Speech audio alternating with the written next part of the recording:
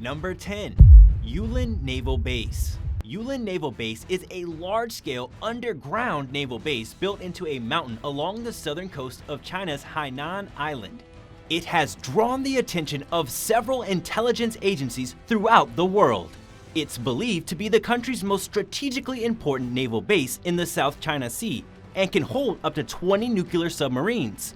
Experts think that it may even be big enough to house aircraft carriers. YULIN Naval Base first appeared in photos that the Federation of American Scientists, FAS, captured in 2008. A satellite image from last year shows what looks like a Shane-class submarine entering the base, proving that it's indeed an active military site. In addition to storing watercraft, the site is home to several administrative buildings for military commanders. Construction on the base started in the year 2000, and work is still going on today.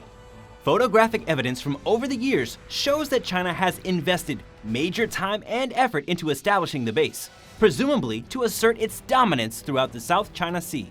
As a major trade waterway, the South China Sea is at the center of numerous territorial disputes between China and other countries. YULIN Naval Base is just one of several military outposts that have popped up in the region in recent years, as China stands firm on its strange claim of the entire sea and prepares to defend its position if necessary. Number 9.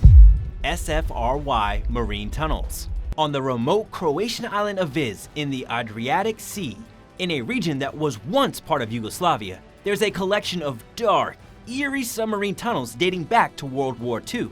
Recognizing the island's strategic importance for fighting the Nazis, Yugoslav leader Josip Broz Tito began implementing military installations throughout Vis.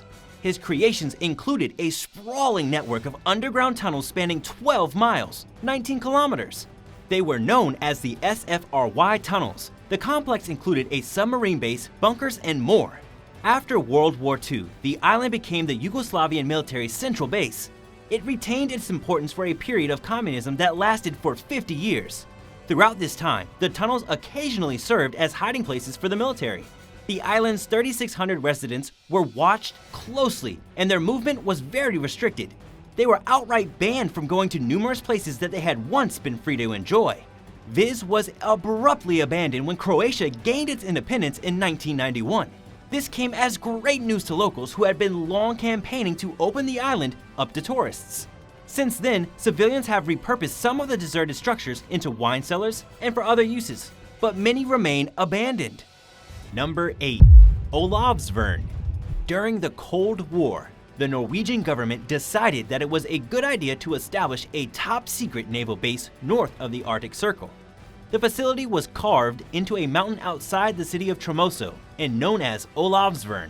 The structure is massive and secure, with a 3,000-foot-long tunnel leading to the entrance. It contained housing, workshops, offices, ammunition depots, and a dry dock, which had enough room for storing 6 submarines. There are also several dry docks that could accommodate larger ships. The complex functioned as a Norwegian Royal Navy base from 1967 until 2002, when it lost its official military status. It remained in use until 2009, when it was closed down for good following the restructuring of the Norwegian Navy. Russian entities with connections to a state-owned company rented out the site for some time. This concerned experts, who suspected the Russians of carrying out secret military operations there. A Norwegian company with a reputation for cooperating with the country's government became the major shareholder of the property 2 years ago, putting an end to whatever the Russians were doing at the site. Earlier this year, military units from Norwegian's allied countries, including the Dutch Marines, began using the base. Number 7. HARA Submarine Base.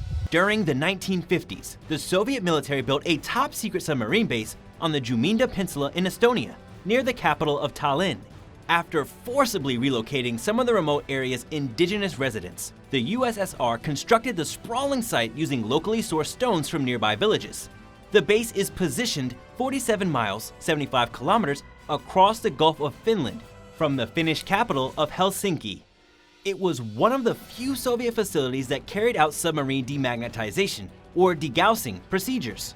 In 1989, after decades of laboring under the Soviets, Estonians came together in a peaceful protest to dismantle the facility. This was one of many events throughout the Soviet Union that symbolized its impending collapse. The Russians finally left the base in 1991. Today, the graffiti-covered base is part of Lahima National Park. The buildings have been gutted, but the concrete foundations remain. Roughly 10% of the base is connected to the mainland, and a boat is needed to access the rest. The site is popular among urban explorers, who can expect to encounter a sign warning them to enter at their own risk and that they accept full responsibility in the event of an accident. Do you like urban exploring? Would you visit this site? Let us know in the comments below, and if you are liking this video, be sure to hit the thumbs up and subscribe buttons if you haven't already. Number 6. Balaklava Submarine Base, Object 825. As Cold War tensions grew between the Soviet Union and the US after World War II, the two countries engaged in a frenzied arms race in a bid for military superiority. In the meantime, these superpowers prepared for possible attacks by establishing ultra-secure, heavily fortified military bases. The USSR constructed one such facility known as Object 825 on the Crimean Peninsula in the small oceanside town of Balaklava, which has functioned as a Russian military port for hundreds of years. It was built underground as a naval installation in 1957. The Cold War-era base was invisible from the open sea, affording it ample protection from prying enemies. It took 4 years to complete the structure. Builders blasted away rock to create a 2,000-foot long, 610 meters, tunnel that connects different sections of the interior. Object 825 was designed to both withstand an American nuclear attack and to respond to it effectively. It also served as a repair center for the Soviet Black Sea Fleet of submarines. The site was stocked with enough food, water, and other provisions for its 1,500-person staff to survive for a month in the event of a nuclear strike. For maximum security, a large set of doors and a strong concrete reinforced gate blocked each section of the base. Object 825 closed down in 1993 after the Soviet Union fell. In 2000, it fell into the hands of the Ukrainian Navy. By then, the site had been significantly looted and damaged, with all its metal having been removed for scrap. It became a museum in 2003. Russia seized the Crimean Peninsula in 2014 and is reportedly considering the possibility of restoring the submarine base for military use. Number 5. Saint Nazaire Submarine Base. During World War II, the Nazis built 5 large fortified submarine bases, called U-boat pens, along the Atlantic front. One of them was located in the commune of Saint Nazaire in German-occupied France. Saint Nazaire was one of the largest Atlantic harbors in all of France, making it a desirable target for the Nazis. They moved in on the area in 1940 and immediately began using it for submarine operations. It was built over a 16-month span between 1941 and 1942. The U-boat pen at Saint Nazaire was designed to withstand British air raid bombs. Measuring 980 feet, 300 meters long, and 59 feet, 18 meters high, it was constructed from 17 million cubic feet of concrete, 480,000 meters cubed. Its roof was up to 31 feet, 9.6 meters thick. The colossal construction was so big, it even had room for working on the largest German battleships. In addition to storing and repairing ships and submarines, the facility had 62 workshops, 150 officers, 92 dormitories, 4 kitchens, 2 electrical plants, a restaurant, and a hospital. It could house hundreds of men at any given time. On March 28, 1942, the British Royal Navy launched an amphibious attack against the base in a mission codenamed Operation Chariot.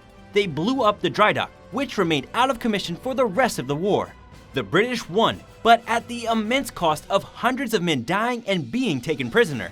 The site sat abandoned for a number of years before it was repurposed and opened to the public. Today, it contains a few museums, a nightclub, a cafe, an art exhibit, and more. Number 4. Horse Sand Fort. A rusting circular building known as Horse Sand Fort sits in the water off the English port town of Portsmouth. It was built between 1865 and 1880 as one of 4 structures known as the Palmerston Forts, which were put in place in response to the threat of a seaborne invasion from France. Measuring 200 feet, 61 meters in diameter, the armor-plated building consists of 2 floors and a basement. During the late 19th century, the outside was painted with a black and white checkered pattern as a form of razzle-dazzle camouflage. which was meant to confuse any enemies when it came to calculating a structure's dimensions, position, and/or distance. The wacky pattern was ultimately covered up, and when World War II came, the British military built extensive submarine defenses around the fort. Large concrete blocks were laid on the seafloor from the shore to the building, leaving just a small space for vessels to pass through. Both the fort and the barrier remain in place today because they've been deemed too costly to demolish. Business group KRATERNYY LLP bought Horse Sand Fort and a few others in 2012 with plans to convert it into a museum and open it to the public by 2016. This never happened, and as of last year, Horse Sand Fort was back on the market.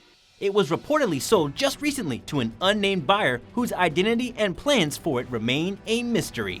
Do you have any ideas on who bought it and what they want to do with it? Let us know in the comments below. Number 3. ALIMA Island. Italy's fascist regime occupied the Greek Dodecanese Islands from 1912 to 1943. The Kingdom of Italy's navy, known as the Regia Marina, used ALIMA Island as a military outpost complete with a submarine base. But during World War II, the Nazis began to question the Italians' loyalty. They decided that they wanted ALIMA and its surrounding islands all for themselves. In what became known as the Battle of Leiros, German forces took thousands of Italians as prisoners, executing many of them on the spot. The Nazis were quick to make themselves at home in the Dodecanese Islands, including at the base on ALIMA.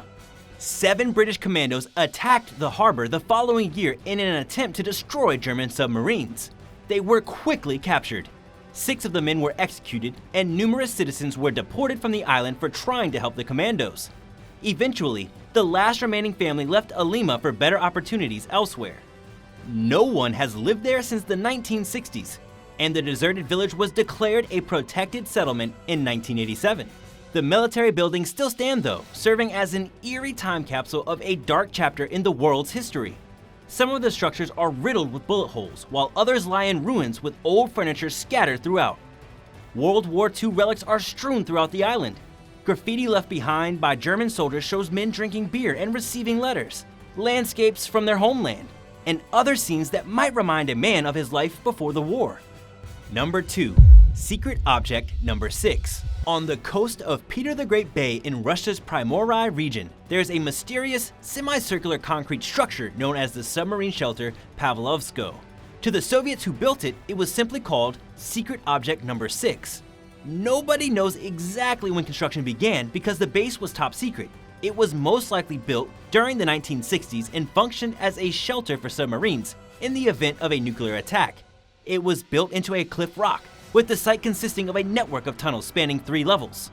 If an emergency were to happen, submarines would enter through a 1,608-foot, 490 meters tunnel with 6-foot thick, 1.8 meters concrete walls. Another tunnel contained working and living spaces. The facility was never completed. As funds dried up during the 1980s, construction ground to a halt. Operations reached a standstill in 1991 with the advent of START 1, the first of a series of agreements between the Soviet Union and the US called the Strategic Arms Reduction Treaties. The treaty required the USSR to stop building underground maritime structures and to seal off the entrances to some of these bases. Just 4 short months later, the Soviet Union collapsed and the base was abandoned. Many of its tunnels remain sealed off to this day, and visitors aren't allowed because of the area's abnormally high radiation count. Number 1. KRATERNYY Submarine Base. Located off the Japanese coast in Russia's far east, Submarine Island is part of the volcanic Kuril Island archipelago. Nobody lives there now, but it was once home to the Soviet Union's KRATERNYY Naval Base. It was built during the Cold War era, with the site consisting of the military installation itself and a surrounding town. There were apartment buildings, shops, a school, a hospital, and more. The settlement's population peaked at around 3,000 people. Most of the people who lived there were Navy personnel and their families. A top-secret submarine base operated within the naval base between the late 70s and 1991. With a flooded caldera, the island was the perfect place for storing submarines. Little is known about what actually went on at the site due to the secrecy surrounding it. KRATERNYY is now a ghost town filled with dilapidated buildings. Faded Soviet artwork adorn the walls, books are scattered across floors, half-finished shoes await repairs, and rusting trucks sit eerily still. In the 30 years since its closure, nature has reclaimed the shell of a town. Overgrowth and animals have taken over the seemingly post-apocalyptic site, which otherwise stands frozen in time. Thanks for watching. Would you ever visit any of these abandoned submarine bases? Let us know in the comments below, and don't forget to subscribe if you haven't already.